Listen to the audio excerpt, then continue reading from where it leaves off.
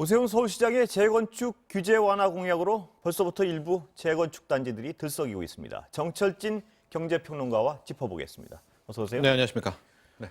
실질적으로 벌써부터 좀 들썩입니까? 어떻습니까? 현재 그러니까 오세훈 당선인 오세훈 예. 시장의 공약을 좀 보면은요. 예. 이제 현재 임기는 1년 3개월이지만은 예. 계획은 다 5년짜리로 일단 짜놨습니다. 그때 보면 전체 36만 호 공급이고 이 중에 18만 5천 호를 서울에서 이제 민간 재건축 재개발로 이제 공급하겠다 이런 얘기가 있었고 예. 계속해서 이제 후보자 시절에 언급했던 것이 이제 재건축에 대한 규제 완화들을 어필하지 않았었습니까? 그런 가운데 이제 선거 직전이었죠. 보통 우리가 강남의 신축 아파트 같은 경우에는 평당 1억 원이 있었는데 예. 그런 거래가 구축 아파트는 이제 그런 경우가 없었거든요. 예. 근데 압구정동 현대아파트 구축이고 대형 평수였습니다. 80평이요. 예. 거기가 이제 80억의 거래가 실거래가 성사되면서 예. 결과적으로 왜 구축 아파트가 됐을까? 예. 그것은 이제 빠른 재건축의 가능성이 있었을 것 아니냐. 예. 그것은 결국 이제 오세훈 시장이 당선될 것에 대한 기대감이 아니었을까. 이제 이런 식의 해석이 나오고 있는 그런데 그 역설적인 현상 아닌가요? 집값을 잡겠다 그랬는데 재건축, 민간 재건축 얘기하니까 또 치솟아 오르고 이걸 어떻게 봐야 되는 건가요? 그렇습니다. 그런데 한편으로 당시에 그 거래를 좀 보면 예. 그것이 꼭 오세훈 시장 효과였었을까, 기대감이었을까라는 좀 예. 의문이 드는 것이요. 이제 압구정동의 좀 구성을 보면 뭐 신현대 아파트, 구현대 아파트, 미성 아파트 이제 아파트들이 좀 있는데 예. 현재 이번에 체결된 아파트 같은 경우가 가장 빠르게 이제 재건축의 이제 사업이 진행되고 있고 이번에 이제 기한을 넘기게 되면 팔 사람도 못 팔고요. 이제 예. 조합원이 되면 전매가 끝나게 되고 또 뭐 2년 실거주 의무 뭐 이런 것들이 있기 때문에 팔려는 사람, 사려는 사람의 어떤 뭐 기술적인 문제 때문에 예. 체결됐다. 이제 이렇게도 해석하는 경우가 있고 예. 지금 방금 말씀하신 이제 그 대목입니다. 아니 집값을 좀 잡으려고 노력을 그렇게 많이 했고 최근에 상승폭도 줄어가고 예. 또 우리 이 시간에도 4월에 정말 중요하다. 글쎄요. 네, 변곡점이라고 얘기했는데 민간 부분의 재건축 재개발을 또 재건축을 풀어버리면서 예.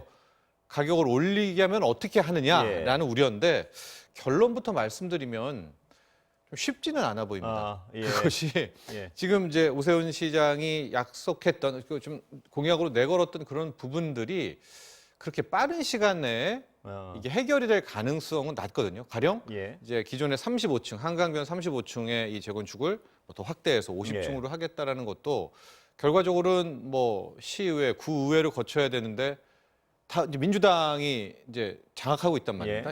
서울시 같은 경우도 109명 중에 101명이 또 민주당 의원이고 예.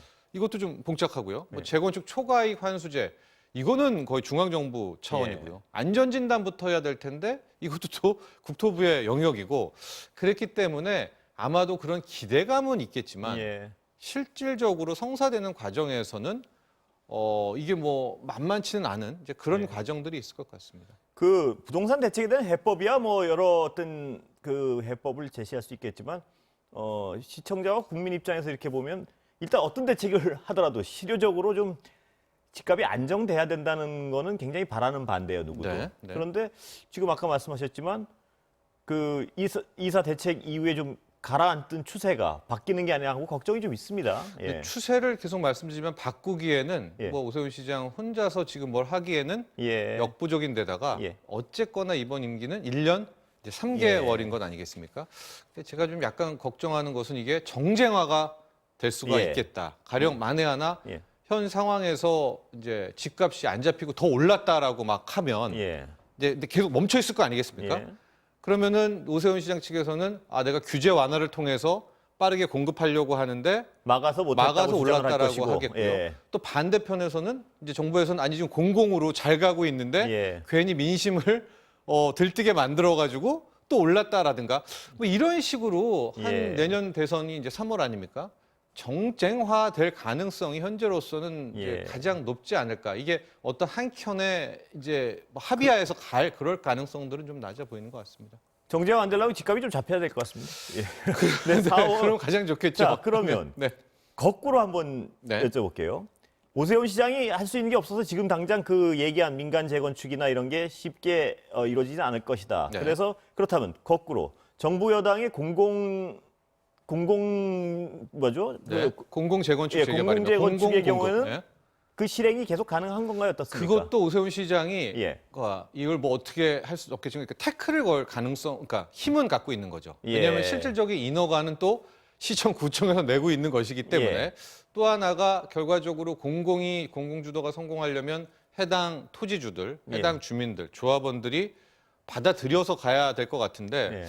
이제 이분들이 아니 난 민간이 훨씬 좋다고 하는데 왜 자꾸만 왜냐하면 공공이냐면 민간에 대한 기대감 때문에 네. 찬성률이 떨어질 수 있다 이 말씀이신가요? 네, 그런 것 때문에 또 예. 교착 상태에 빠질 수가 있고 그래서 여러모로 서로가 서로를 잡을 수 있는 이제 그런 구도가 펼쳐지고 있기 때문에 예.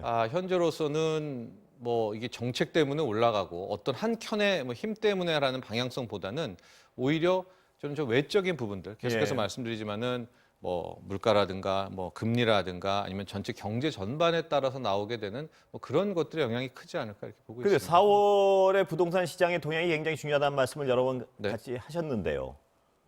그 영향은 4월 또 역시 더 중요하게 지켜봐야겠군요. 지금 선거 이후에 어떻게 변하는지. 맞습니다. 근데 현재까지는 예. 상승률, 예. 그러니까 상승폭이 커졌다가 그 상승폭이 줄어들고 있고요. 예. 추세대로 보면 아마 이제 다다음 주에는 마이너스 구간으로 갈 예. 가능성은 있습니다. 그래서 예. 그런 부분들을 계속 봐야 되겠고 앞서 말한 그런 오세훈 시장 당선과 함께 재건축 기대감들은 예.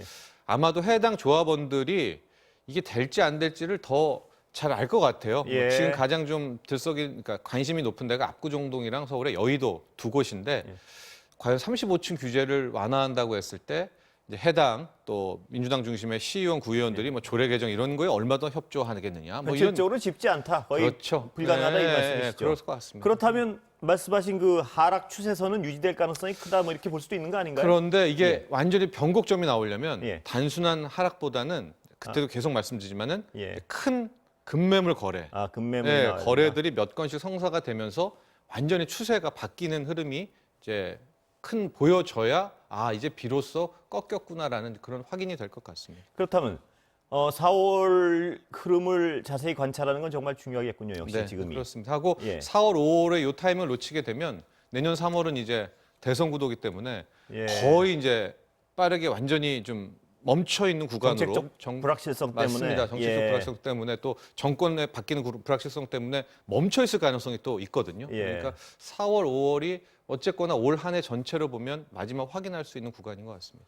정말 어떤 뭐 여야를 떠나서 집값은 좀 어떻게 좀 안정됐으면 좋겠습니다. 그렇습니다. 그런 예. 바람 계속 가져봅니다. 예, 그 어떤 정쟁의 도구로 쓰지는 않았으면 좋겠습니다. 네. 집값 문제를요. 네. 국민연금 네. 하나요. 어떻게 되는 겁니까? 그 국내 주식 비중 때문에 계속 맞습니다. 시끄러운 것 같은데. 그래서 예. 이제 선거 다음으로 옮겼고요. 오늘 예. 결정이 나게 될 것 같은데요. 예.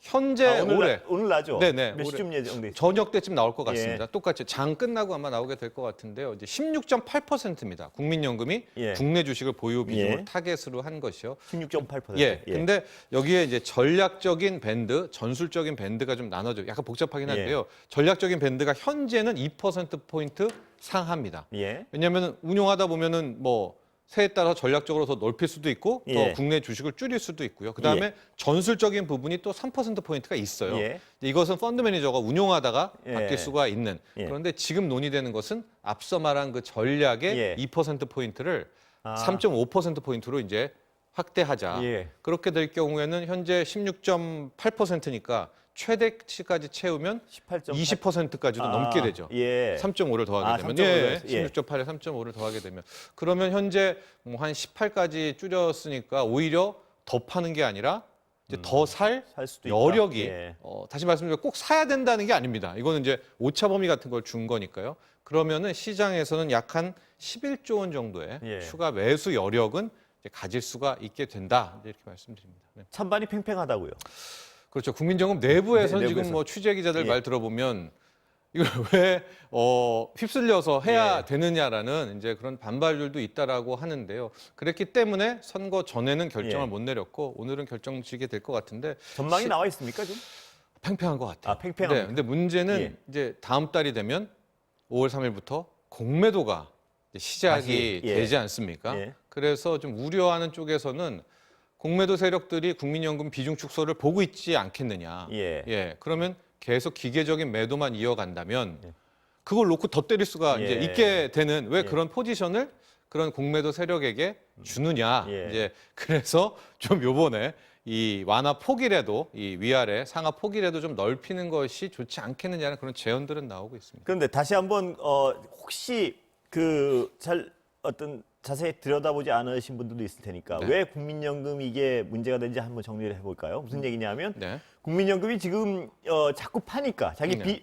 일정 비율을 가지고 있어야 되니까 그 비율이 넘으면 자꾸 팔게 돼서 문제가 된다는 거죠. 주식을 가진 분들 입장에서는 그러니까 자꾸 파니 그 큰 고래가 자꾸 파니까 주가가 자꾸 하방 압력을 그렇습니다. 받지 않느냐 이 네. 얘기고요. 국민연금은 이미 뭐 830조가 넘는 큰 이제 정말 고래 큰 손이지 않겠습니까? 예. 그런데 이 어떤 투자 비중을 사전에 다 정해 놓습니다. 예. 국내 비중이라든가 예. 해외 비중이라든가 또 그 전에 주식 채권 비중이라든가 또 대체 투자라고 해서 이런 뭐 실물 비중이라든가 이런 것들이 있는데 예. 네. 시간은 거의 네. 다 돼가서 근데 국민연금을 유지해야 된다는 주장 좀 정리해 주시고 한쪽은 아까 얘기한 하방 압력을 받으니까 안 된다는 쪽이고 네, 해야 한쪽은 되고 이제 오히려 이거를 예. 휩쓸리면 안 된다는 예. 쪽은 예. 국내 주식 비중은 오히려 줄여야 된다. 예. 왜냐하면 돈들은 계속 들어오고 점점 국민연금이 큰 손이 되면 예. 이대로만 샀다가 나중에는 모든 웬만한 기업의 대주주와 주요주주가 예. 국민연금이 될 것이라는 문제가 있겠고요. 예. 또 하나가 일정 시점 이후부터는 이제 국민연금을 지급해야 되잖아요. 예.